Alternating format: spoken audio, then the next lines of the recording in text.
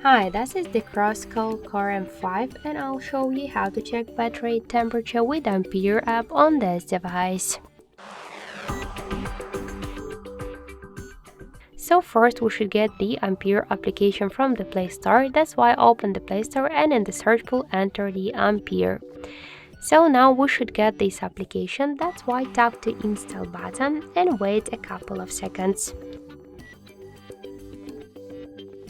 After that, just tap to open the app, click to yes agree, be close and tap to OK. So now we could see information about my battery temperature, and in my case that's 31 and 3 degrees. And also we got here more information like the battery capacity, voltage, Android version and more other info.